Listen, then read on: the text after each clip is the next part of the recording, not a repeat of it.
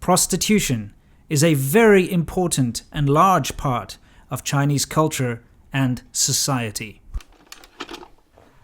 Prostitution, the oldest profession in the world. Now, it doesn't matter if you are for prostitution, against it, or just ambivalent. That's not what this video is about.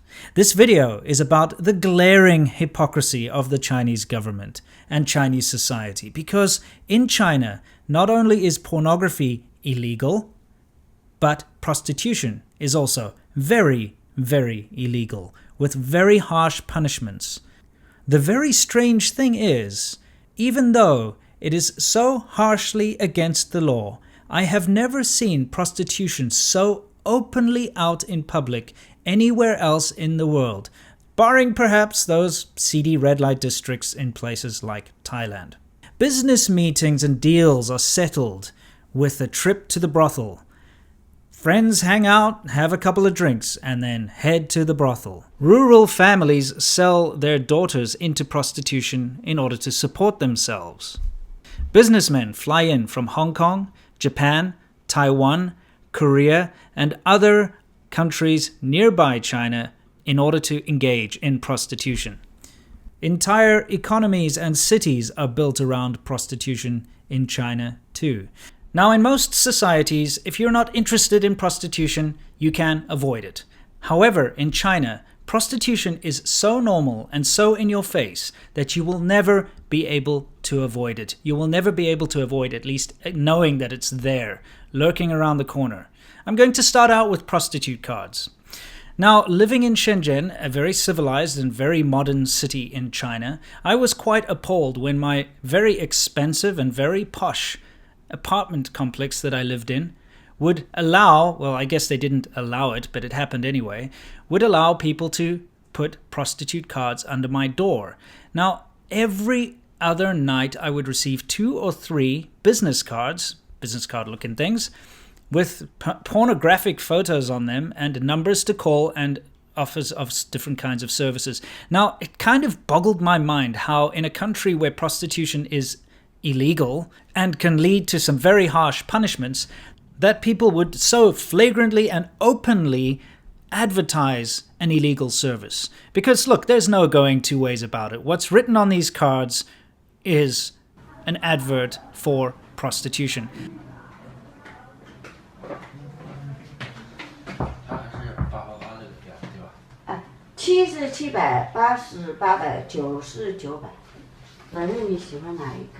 We're going to translate one of these cards in a minute, but I just wanted to first show you how ridiculously abundant these adverts for sex are on the streets of China. I mean, you sometimes just find these cards littered on the street. Tons of prostitute cards with pornographic images. When I was teaching kindergarten, I took the kids to the park for a walk and the kids were picking up these cards and showing them to me. It's just everywhere. Not only the cards on the ground, but the stickers on the signposts that advertise prostitution. You can find them everywhere in public, and you can find them in the local markets where you've got the grandparents and the grandchildren shopping. It's really that out in the open. In fact, myself, Seamilk, and a subscriber had a little competition when we went to a third-tier city. We checked into a hotel, went out to get dinner, and we made bets on who would have the most prostitute cards shoved under their door. So guys, we're about to head to the next room to find out how many cards. Well, Seamilk won the bet, and let's just say that there were so many of these prostitute cards underneath our doors that we could actually make it rain. I just want everybody to realize that the majority of these girls have no choice. This is an illegal enterprise in China. A lot of them are either tricked or coerced into being prostitutes. And that is why I'm making this video. We need to raise awareness. It is the common folk of China who are the victims here, specifically girls from rural areas. And I have a story of a Chinese prostitute. When I first got to China, I was broke. I ran out of my savings in about a month. I didn't know what I was doing. I just came over and I was trying to look for work. I ended up on the street for a couple of days and I met a couple of guys who were super nice and let me stay with them in the red light district of Shenzhen, a scummy urban village called SerpentZA. Now inside SerpentZA, which means sand mouth, there were just prostitutes lining the streets. I used to go out at night and just take photos. It was something I'd never seen before. It was quite crazy. But SerpentZA was known as one of the larger red light districts of Shenzhen, and I would often see people coming in from Hong Kong specifically to come and visit the prostitutes there.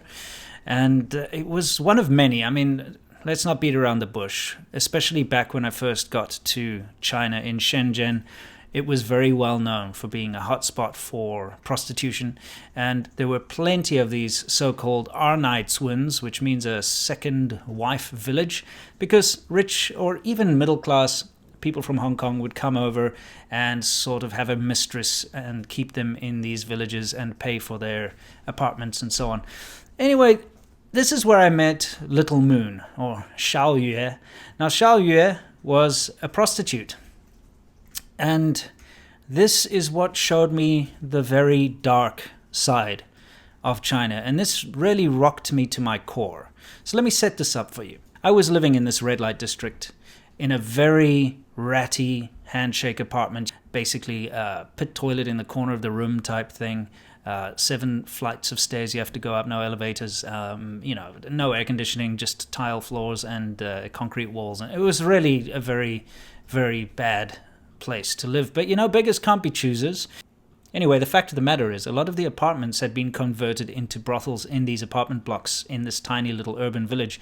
And what would happen is at night you would hear these pitter-patter of shoes and high heels and stuff, and you'd look out the window and you'd see approximately 20 to 30 women all going into one building, and what they'd do is they'd go up into the brothel where obviously the client would choose which one they wanted, and then you'd see a bunch of disappointed ones leaving the building afterwards.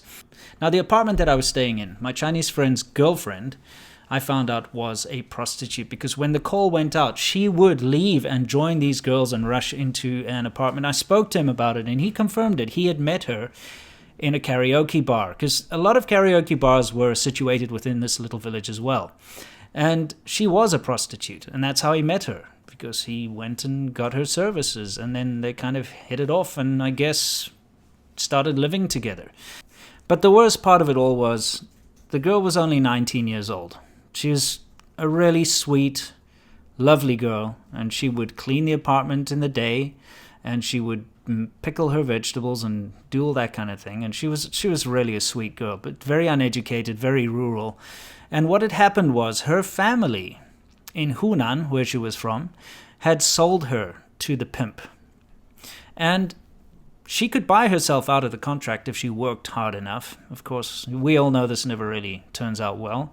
But the worst part of it all, honestly, was the fact that the majority of the money that she earned from her prostitution every month, she would send back to her family, the same family that sold her to the pimp, in order to pay for her brother's education. Because in rural China, having a son, a male heir, is far more important than having a female heir. And I really couldn't believe this situation. I felt rocked to my core. I thought it was the most disgusting thing I'd ever heard or, seen. That this woman, this sweet young girl, had been sold into prostitution by her family.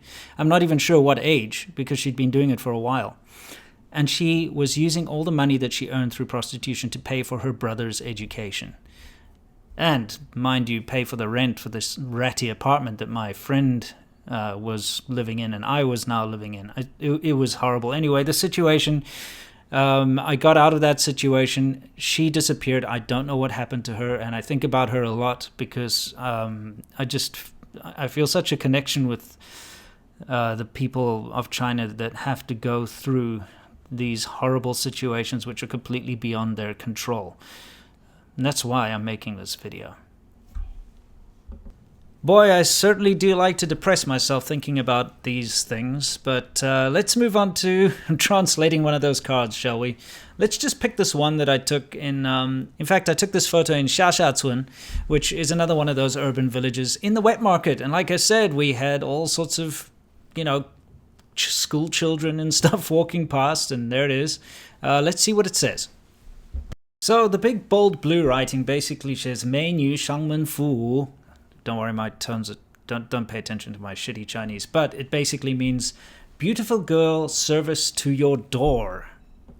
What we can see below the phone number, it basically says, full service to your door, and then it has these different packages. So it has 快餐, which means fast food, which is 4 hours, and then it has 包夜, which means like overnight, basically for the whole night, and that's 10 hours. Then it starts to list the types of women you can get.